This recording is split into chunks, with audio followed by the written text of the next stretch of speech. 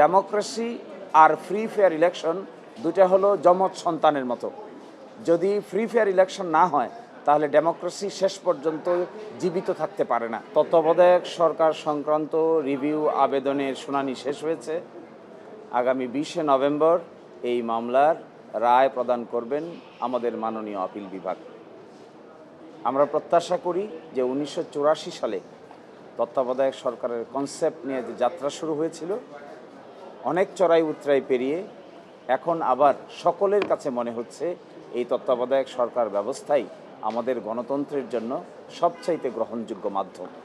তো আমরা এক্সপেক্ট করব আমাদের আপিল বিভাগ সকলের কাছে গ্রহণযোগ্য এই মাধ্যমটিকে বিচার বিভাগীয় প্রনাউন্সমেন্টের মাধ্যমে বাংলাদেশের সংবিধানে অন্তর্ভুক্ত করবেন।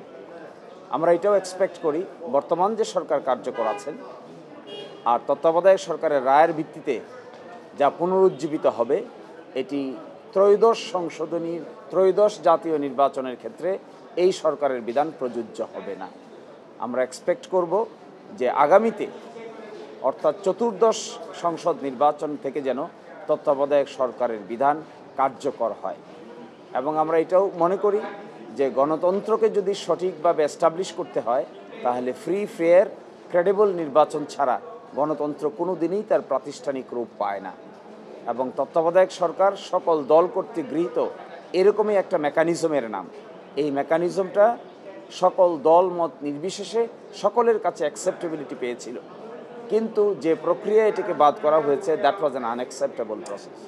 আমরা মনে করি এবং আমাদের পক্ষ থেকে আরেকটা এক্সপেকটেশন হলো সুপ্রিম কোর্টের যে রায়টি ঘোষণা হবে, এই রায়ের ভিত্তিতে বাংলাদেশের জাতীয় জীবনে একটা স্বস্তি ফিরে আসবে এবং ভবিষ্যতে আর কোনো দিন কেয়ারটেকার গভর্নমেন্ট এবং নির্বাচন প্রসেস নিয়ে আমরা কেউই যেন আর অনিশ্চয়তায় না ভুগি।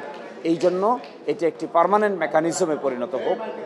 আমরা আরেকটা জিনিস ক্লিয়ারলি মনে করি যে ডেমোক্রেসির সঙ্গে উদাহরণটা এরকম যে ডেমোক্রেসি আর ফ্রি ফেয়ার ইলেকশন দুটা হলো যমজ সন্তানের মতো। যদি ফ্রি ফেয়ার ইলেকশন না হয় তাহলে ডেমোক্রেসি শেষ পর্যন্ত জীবিত থাকতে পারে না। এটাই হয়েছে বিগত দিনগুলোতে। এই জন্য আমরা মনে করি এটাও যে তত্ত্বাবধায়ক সরকার সিস্টেম হলো এরকমই একটা ইনসেপারেবল টুইন বা যমজ শিশুর মতো। আমাদের উচ্চ আদালত এই ফাইন্ডিং দিবেন বলে আমরা প্রত্যাশা করি। এরই মাধ্যমে বাংলাদেশে ডেমোক্রেসি রেস্টোর হবে, কেয়ারটেকার গভর্নমেন্ট রেস্টোর হবে এবং আমরা সকলেই ইলেকশন আনসার্টেনিটিকে পিছিয়ে ফেলে একটা স্টেবল ডেমোক্রেটিক প্রসেসে বাংলাদেশ গ্রো করবে। This is our expectation.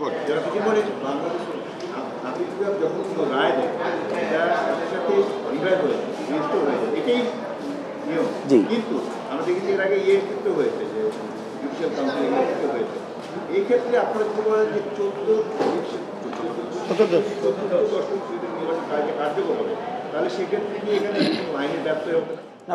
কোনো আইনের ব্যত্যয় এই জন্য হবে না, কারণ তত্ত্বাবধায়ক সরকারের বিধানে বলা আছে যে পার্লামেন্ট ভেঙে যাওয়ার 15 দিনের মধ্যে তা গঠিত হবে। এবং এখন যে সরকার গঠিত হয়েছে এটি তত্ত্বাবধায়ক সরকার যে সিস্টেমটা আছে যে লাস্ট রিটায়ার্ড চিফ জাস্টিস হবেন, তারপরে তার আগে রিটায়ার্ড জন হবেন, এই বিধান মেনেই বর্তমান সরকার গঠিত হয় নাই। ফলে তত্ত্বাবধায়ক সরকার যদি আপনি এখন বাস্তবায়ন করতে চাই তাহলে বর্তমান যে সরকার আছে এই সরকারের সিস্টেমের মধ্যে ওটাকে ফিট ইন করার পসিবল না। তাহলে কবে পসিবল হবে? পসিবল হবে from next parliament. This government is an interim government, this is not the caretaker government.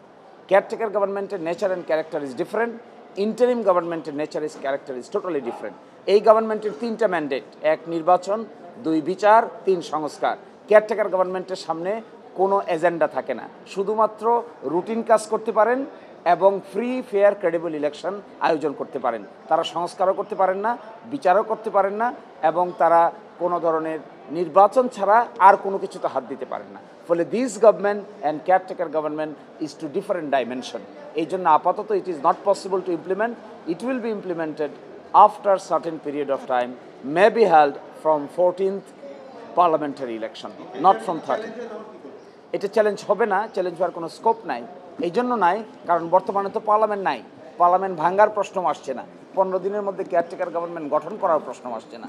So this provision now is redundant. এখন এটা চাইলেও অপারেট করার কোনো স্কোপ নাই। সেটাকে আপিল বিভাগকে আলাদা গাইডলাইন বলে দিতে হবে? বলে দেওয়ার কোনো প্রয়োজন নাই, বলে দেওয়ার কোনো প্রয়োজন নাই। তারপরেও চাইলে আমাদের আপিল বিভাগ প্রসপেক্টিভলি ইফেক্টিভ অথবা 14th পার্লামেন্ট থেকে কার্যকর হবে এই কথাটা চাইলে বলে দিতে পারেন, কিন্তু বলার সুনির্দিষ্ট কোনো প্রয়োজনীয়তা নাই।